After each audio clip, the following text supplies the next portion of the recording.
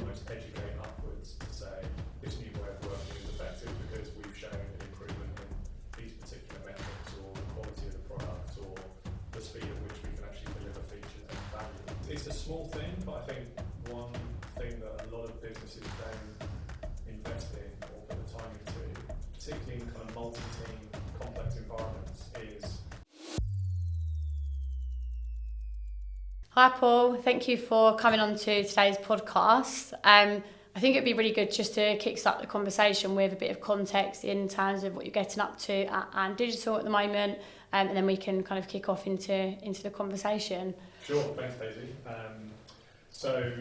What we're up to at the moment, I think there's a lot of businesses in our area where we're working with companies of all different sizes who have got all different challenges to solve for. But the main one is really looking at how they can effectively use the spend that they've got coming out of COVID and with the current economy as it is. Most companies are looking at their digital spend and considering how to get the most value out of that, and that's really the main area of kind of how we're helping people. So when you're going into like those areas, like what are the main sort of focus points that you would like tend to assess or like evaluate when looking into that? It depends. I think the first thing to evaluate is what companies are trying to achieve. I think you're seeing a lot of companies trying to, or at least understanding now that they need to improve their processes in terms of adopting things like generative AI. And that means having some of the fundamentals in place around ways of working, around data, around their skill sets and their training. So really we're evaluating kind of the whole thing. And obviously the first thing companies always look at is what technology they have rather than, or what people they have rather than the culture that they have. So you can't really do it without considering all of those things. But the cultural piece often gets missed out because it's the hardest bit to do, right? It's the hardest thing to kind of, I suppose, measure, and it's the hardest thing to sort of put in a box. Yeah. You can't really kind of say what is culture in a kind of box. It's like, okay, it's lots of different things. It's behaviours. It's kind of the way people interact with each other. It's the way people work. You can't just go and buy technology and hope that, or invest in technology and hope that that's just going to fix all your problems without also investing or evaluating your culture as well. So looking into projects that you've kind of analysed and new partnerships that you've formed, when it comes down to building like a healthy culture, and as we spoke about, I think that is a huge part contributing to like a business's success or a program's success. So from your perspective and like evaluating this, what makes a healthy culture? The first thing that always comes to mind when people ask about kind of what is a healthy culture, what does it look like, how do we know that we've got one? I think the first factor for me is always trust. You can always see straight away that you go into an organisation if there's a sort of command and control kind of process, or there's micromanagement, or people are kind of told sort of what to do and not given the, I suppose, ownership or authority over their own work or their own outcomes, or teams aren't allowed the freedom to kind of make their own decisions to do what's best. That's just a lack of trust, right? And nothing slows down, I think, progress in a team or in a business more than a lack of trust. The way people are trained often is often done in a way that is kind of the way people go through kind of education and skills, and often almost doesn't allow them the freedom to take on more responsibility. It kind of almost works towards a process of command and control, where people are kind of told what to do and then go off and do it. But we can see that isn't how you deliver effective digital products, right? Digital, they need to be long-lived teams that have kind of a bit of ownership about their outcomes that are then allowed to go on and do that work. When it comes down to trust, obviously when you're working with like senior employees who've been, like in the game for years or worked on several programs, it obviously becomes a lot easier. But when you're working with maybe like junior like members of the team or people who, running like the first program, is there like a fine line between like having that level of trust but also like spending enough time with those people to make sure that they're like moving in the right direction, like they're making the right choices? Like, I guess how do you kind of get that balance right?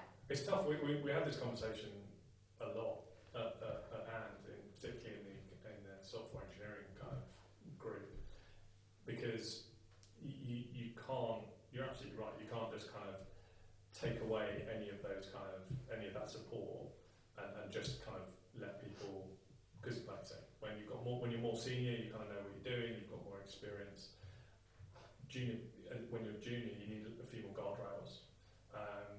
We talk about being able to, when you're starting out in your career, being able to kind of really develop your kind of mastery in that, which means having those guardrails, means focusing on a few things, but also being given the freedom to make mistakes as well. And often you see in companies that we work with, that freedom isn't there because deadlines are really tight, because people are the mistakes are seen as a really, really bad thing. So they don't create those kind of safe spaces or those teams which work in a certain way where junior people can make mistakes and they're almost trusted to make mistakes, because making mistakes is part of the process of learning. Right? Yeah, I think mistakes and failure is always seen as such a bad thing, but it's those are the times when you end up learning the most in comparison. If you're kind of getting things right all the time, it's how much are you developing or learning anything new. So and there's process. There are definitely processes in software engineering, particularly for creating that through the way you do testing, the way work is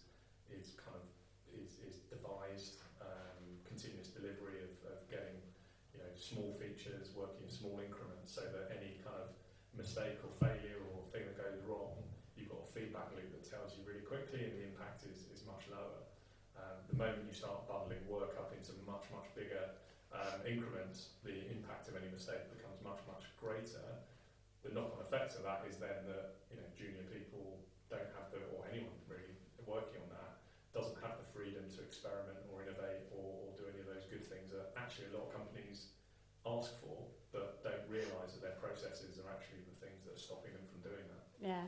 When you're working with a lot of clients, when they've got programs that have been running for years, or following processes that have been in place for years, and working with leaders who might not realise it but haven't had any trust at all, how do you then encourage someone to just trust more?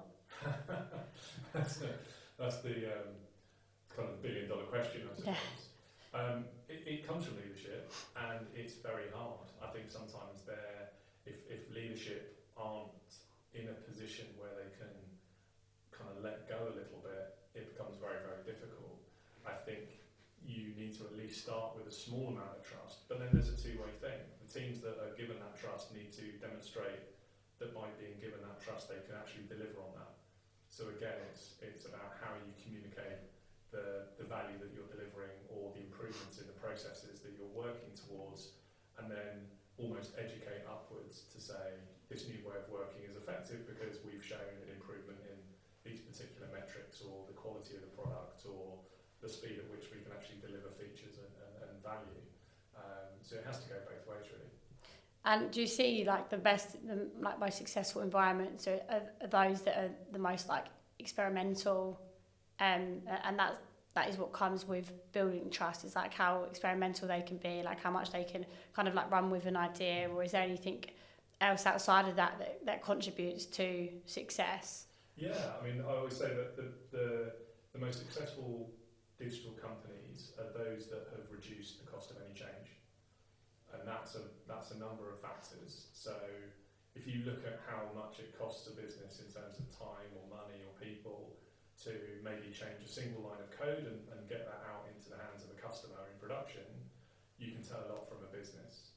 Some companies can make the change really quickly, but then it takes them months and months to actually release that, or they can't change that thing really quickly because of the number of dependencies and their legacy code or their processes, etc. So being able to reduce that cost of making any change allows you to be innovative, allows you to be experimental, because if you make that change and it's not quite right, it's not really costing you much money to then maybe remove it or change it or do something different. The moment that cost becomes really, really overbearing, companies become incredibly risk averse, and that's why all of a sudden you start to see kind of high levels of kind of program management, high levels of kind of actually slows you down and actually prevents you from doing what you want to do as a business, which is ultimately be able to react to changing market conditions or new opportunities or those sorts of things. In order to develop that position where you can make change really quick or make it cheaply, that's a number of different factors. That's how you operate with your technology, that's how good your people are and how well you've upskilled them. That's have you got the processes in place, the delivery processes in place, your product thinking processes in place, your quality and testing, continuous delivery, and then what we said about earlier, your culture and your trust. Do you trust people to give them the freedom to go and make those changes? And we spoke before filming around the fact that people really don't like change, and it's something that is always seen as quite a scary thing. Outside of it being at a time when something is going wrong and there's no other option but to change, how else can you encourage people to be more open to that? It's really challenging. I think what I've seen, or what you can see in the market, is companies tend to only make fundamental change when they're under like an existential threat. And so if you look back through the last, say, 10, 15 years, the industries and the verticals that have gone through the biggest change have happened because they've had an existential threat from outside. So if that's like financial services with the neobanks, seeing it in kind of pharmaceuticals and some of healthcare with some of the kind of digital disruptors, you actually see some other verticals that haven't changed at all, like some elements of sport haven't changed because they're just not under any kind of existential threat. So because change is so difficult, because it is, it's not easy, it's not something you can just kind of buy off the shelf, companies find it really hard to do unless there is like a really strong push factor for them to do it. Creating a pull factor, that depends on leadership in those businesses creating that pull factor. You can't really do it without that. But equally, you can't kind of force it upon people either. They need to be bought into it, they need to be invested in it, they need to be given the reasons why. So many change programs fail because people are just told to make a change, but they're not actually given the reasons why that change is happening and how it's going to benefit them in their day-to-day work, or make them better, or give them more purpose in what they're doing. Yeah, I think it's all in the people, yeah. and if they're not brought in, then you can only go kind of so far. Yeah. So. Yeah. Oh, that's really interesting. Thank you. So we spoke quite heavily on the importance of communication.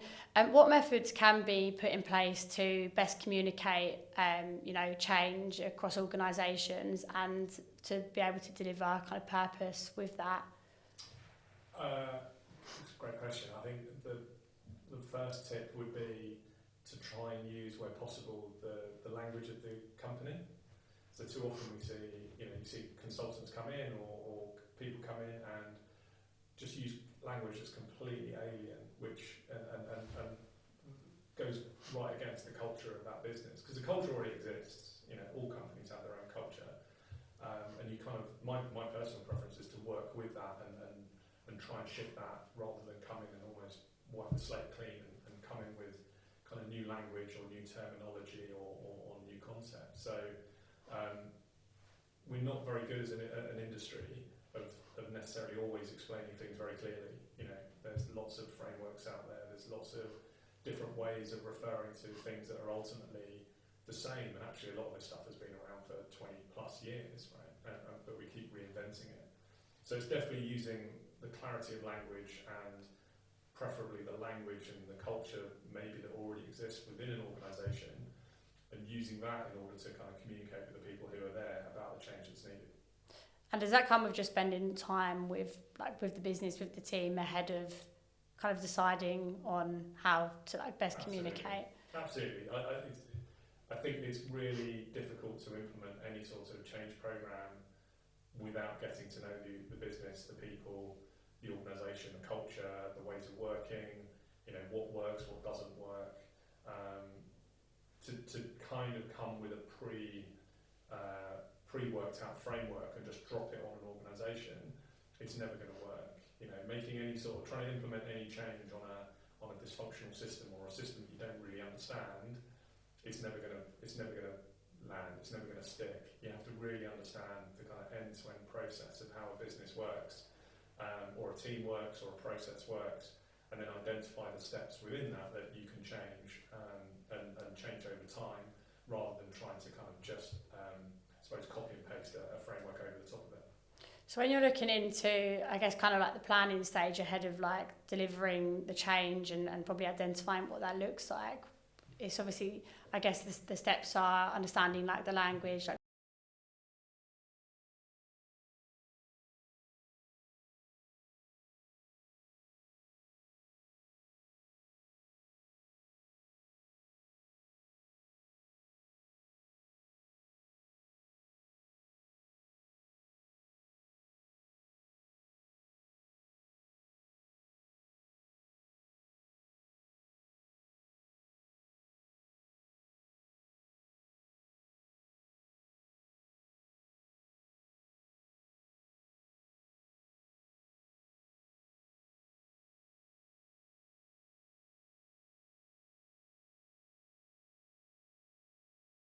You know, from a service level, how the business works, how the processes work, and how the people do their jobs. how does the culture of diversity, from your opinion, affect the adoption of new technologies?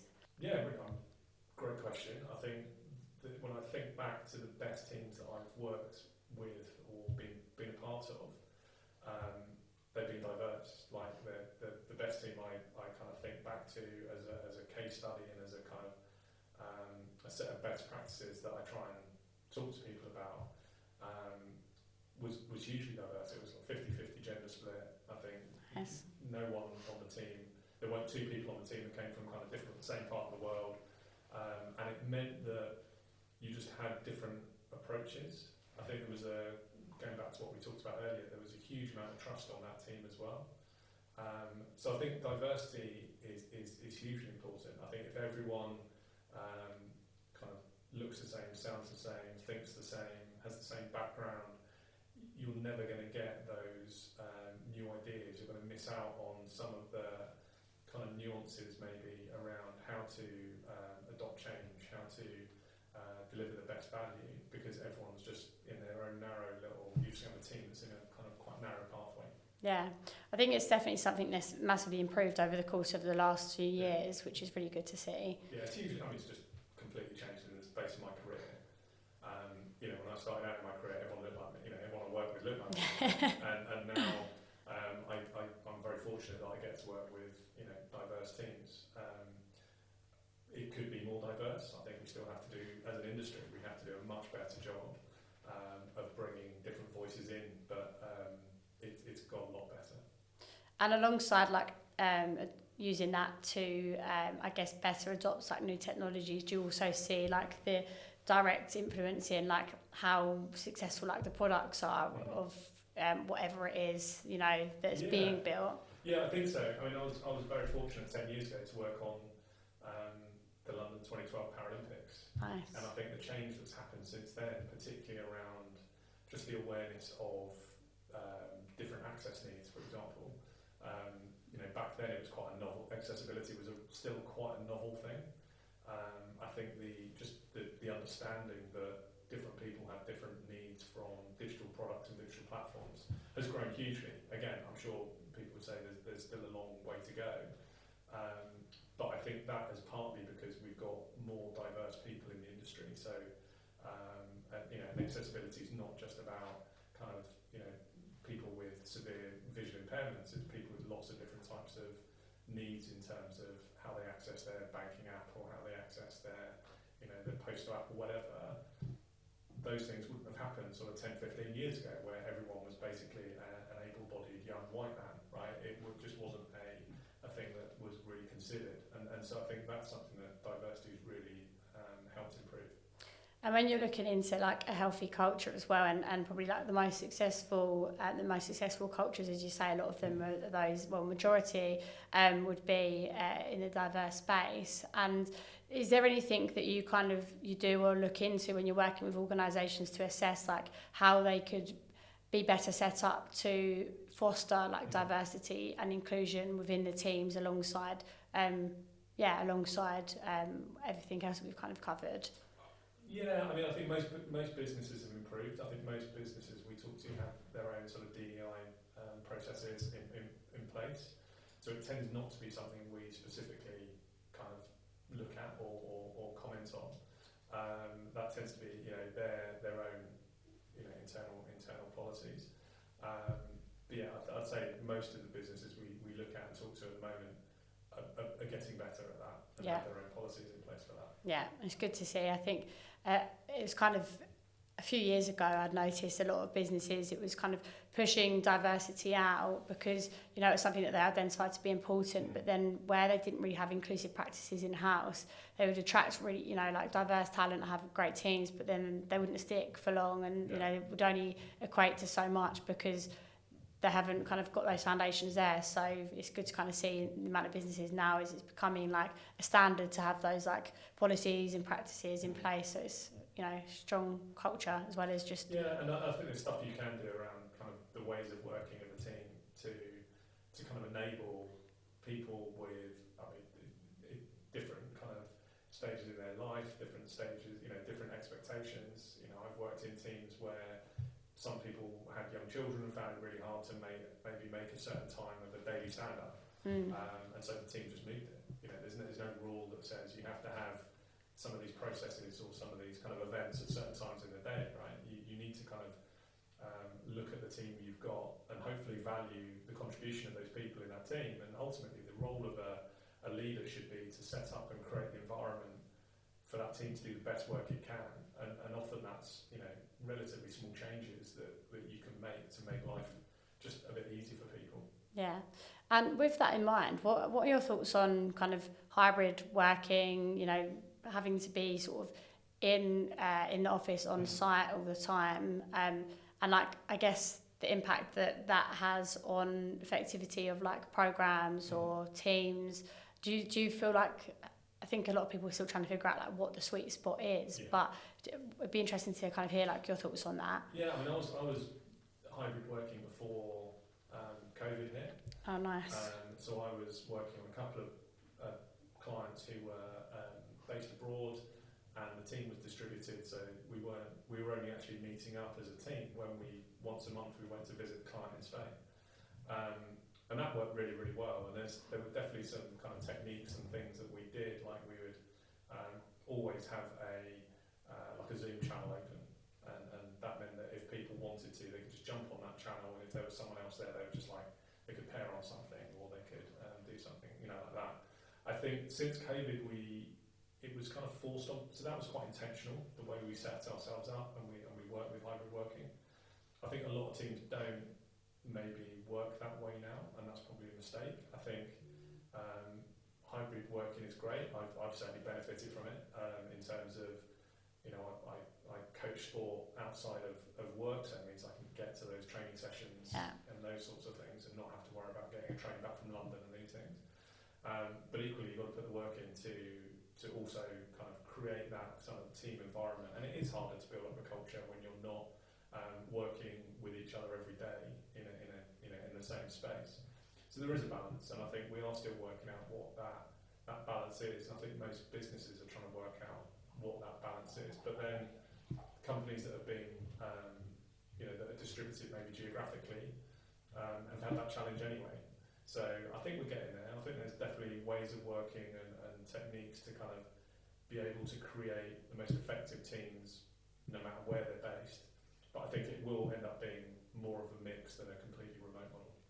I see now a lot of businesses that are slowly but surely going back to like 4 days. I've seen a few businesses now roll out like 5 days compulsory. What's your like thoughts on that? It completely depends. I know very creative businesses in areas like television who they feel like they have to be in a room together for quite intense periods of time because that's what the process is. And they find that actually working remotely they just don't get the same outcomes. I think with software engineering and digital, it's slightly different. I think it's there are phases. I think there are times when you have to be. That it helps to be together. That it helps to kind of work in the same space, to work with other people face to face in the same room. Just the communication overhead is much lower. But then there's other parts of and phases of the work where it doesn't really matter. And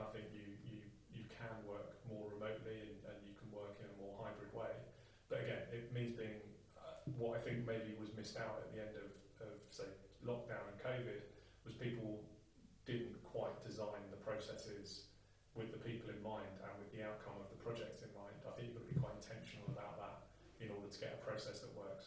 So when it comes down to acknowledgement and celebrating successful programs and projects, how important is that? And yeah, what are your thoughts when it comes down to kind of stopping for a moment and like taking a step back, looking at what's been achieved and celebrating like certain milestones and delivery? It's a small thing, but I think one thing that a lot of businesses don't invest in or put the time into, particularly in kind of multi-team complex environments, is that time to kind of get together and just demonstrate what all the different teams have worked on, so demos and sort of showcases. It's often something that gets kind of dropped the moment a bit of pressure comes on for time. But I've always seen it as being hugely effective in terms of different teams kind of being able to celebrate, not just with senior people, but with their peers about kind of this is the progress we've made. And progress isn't a linear thing, right? So some teams on a program might have not actually produced a huge amount in terms of code or output, but solved a really knotty problem that actually sets them up really well for the rest of that program. Whereas other teams might just be flying in terms of the number of screens they're producing or the amount of code they're producing. But it's really important to get those people together and for everyone to kind of be able to demonstrate this is what we're doing, this is what we've done, get some kind of, pats on the back from their peers as well as visibility from more senior people. It's a hugely important thing. I think in terms of kind of celebration from senior management, you often see celebration only come into at the end of the project, and really there should be kind of well done. I think there should be kind of celebration and well done, kind of going through the whole project. Every time there's kind of a bit of progress, just making people feel like their contribution is valued. And is it more down to like team celebrations as opposed to like individual kind of like acknowledgement and celebrations? Or I'm always someone who kind of really values the team kind of over the individual, so I'm always going to say, I think the team kind of needs to come first, and as part of that, celebrating people's contribution to the team. But I'm always one for kind of putting the team first and saying this is what the team set out to do and this is what they've done, and we should be celebrating that.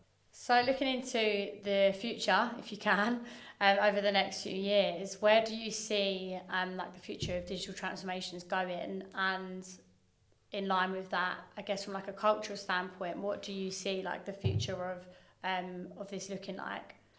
I think what we've talked about in terms of adopting healthy cultures, giving teams kind of the ownership of their own deliveries and not having kind of command and control, in terms of making changes as cheap as possible. I think companies who adopt those processes and adopt that way of thinking are going to be set up for success, because ultimately the world looks a certain way now, and obviously people talking a lot about data and generative AI and other emerging technologies, which are all really exciting. But if you just design your culture and your way of working for that now, you're going to miss out maybe, or you're not going to be set up for the next thing that comes along.